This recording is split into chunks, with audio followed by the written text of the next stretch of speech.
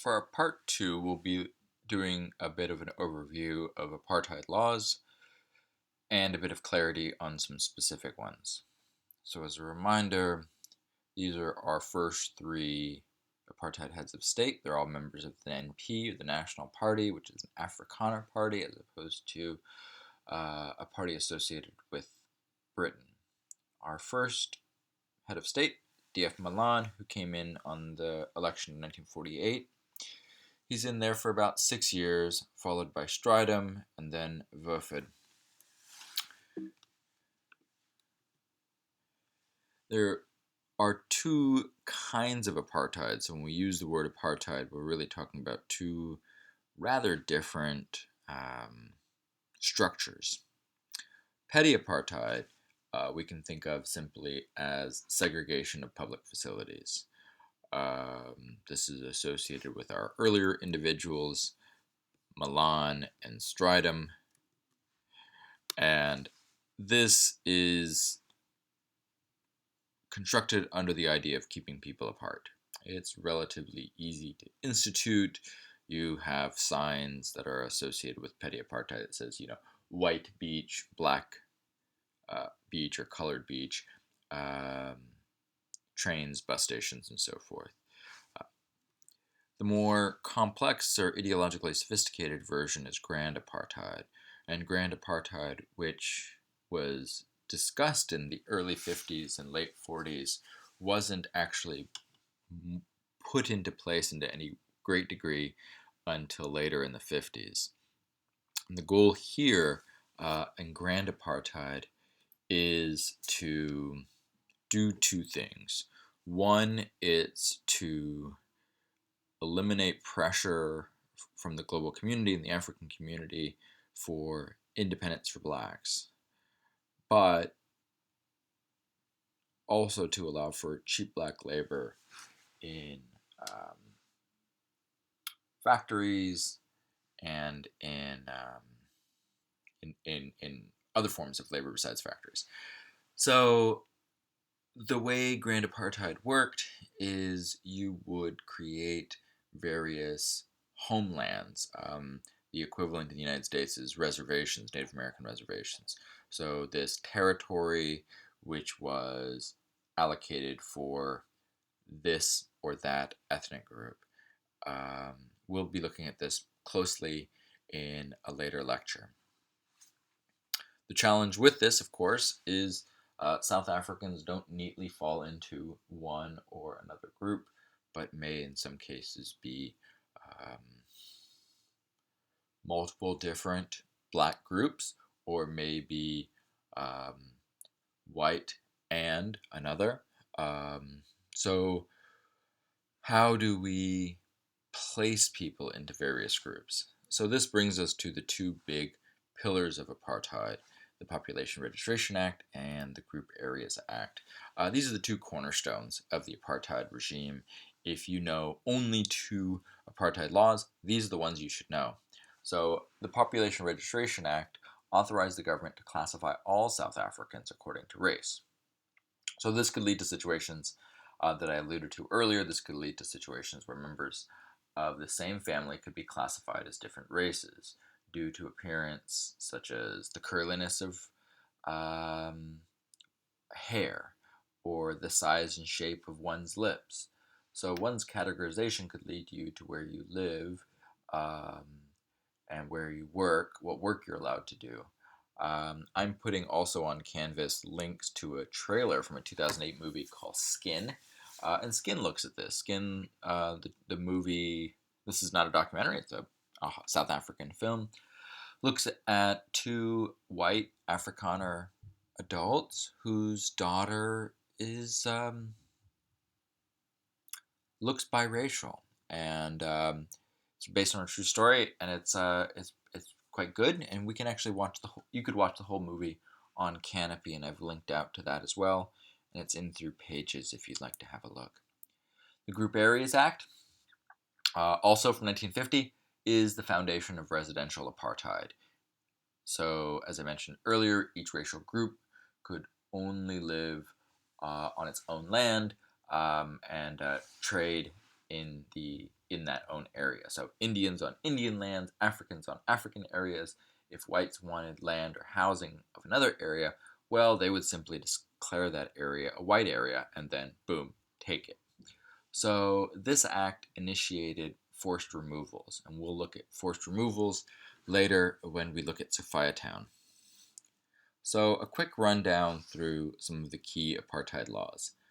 So these are not all of the apartheid laws, these are just the most key of them. So if we start, the first two, the Prohibition of Mixed Marriages Act and the Immorality Act, are really linked together, and what these do is prohibit prohibit members of different races from having intimate relations. So it is illegal for a white and black person to be married, which is why, if you're familiar with Trevor Noah, the title of his autobiography, his memoir, is Born a Crime, because literally his existence is evidence of his parents committing a crime, which is being together. Our third one there is the Abolition of Passes and the Coordination of Documents Act of 1952. And this one made it required that all African men, and later, I think in 1959, all women had to carry reference books that set up a nationwide system of control to regulate the movement and employment of Africans. So what's significant about this is not the creation of passes, as you see in the title, it's Abolition of Passes. What this is a national system as opposed to a local system. So what sometimes referred to in readings as passbooks are being referred to here as reference books. Effectively the same thing, but at a different level of control. Our next one there is the Separate Amenities Act of 1953. This sought complete physical and social separation of races by the removal of colored peoples, Indians, and Africans to the outskirts of cities and segregated all forms of public life from leisure activities, public transportation, etc. And here we can think of connections to the United States. We see connections to the United States, obviously, with segregation laws, whites-only signs, and so forth. But we need to think of part of the Separate Amenities Act was the social separation of races by moving people to the outskirts of cities. This is connected in the United States to redlining and access to loans and being in various neighborhoods. Here in Beaverton and Portland, built into housing covenants are, that is to say, the paperwork that you sign when you buy a house, it says you can't sell this house to Chinese, Mexicans, Asians, blacks, and so forth. So many places in Beaverton and Portland built in the, say, pre-1960s had housing covenants that banned anybody from whites from living in that area. And so this is a pretty clear connection to the Separate Amenities Act of 53. The Native Laws Act of 57 created whites-only professions, that is to say, certain jobs that could only be held by whites, and it prohibited Africans from unionizing their jobs. Moving on, Suppression of Communism Act of 1950 was supposedly about suppressing the small multiracial Communist Party, but the law gave the NP power to target anyone they deemed troublesome. So, to be communist is simply for the government to say that you're communist, and voila, you are. No evidence, no appeal. And as a result, if you were labeled communist or your organization was labeled a communist organization, the government could place you under house arrest. It could restrict your movements. It could prohibit you from attending political and social gatherings. It could prevent your organization from holding any kind of meetings at all. It could forbid their writings, journals, pamphlets. It could prevent speeches. So in effect, the Suppression of Communism Act of 1950 was worded in such a way that allowed the National Party full ability to silence dissent. Silence dissent of the National Party, silence dissent of apartheid. And the last one there is the Bantu Education Act of 53.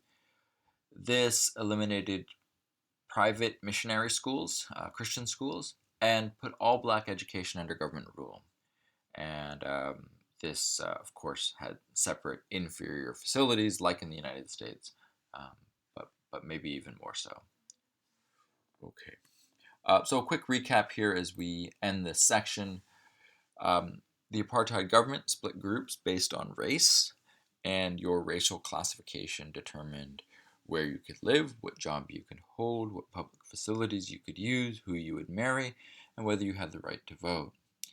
Non-whites were restricted by no right to vote, no ownership of land, no right to move freely, no right to free speech, no right to protest the government. So the apartheid laws of the first, we can look at the dates here. Milan comes in 48. By 53, much of this is already in place.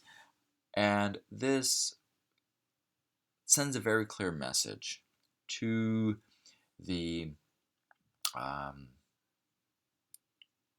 the people who are resisting the National Party that these hard-charging extreme policies of the National Party will continue and will get worse. And for blacks, coloreds, Asians, this led to new hard-charging resistance from non-whites.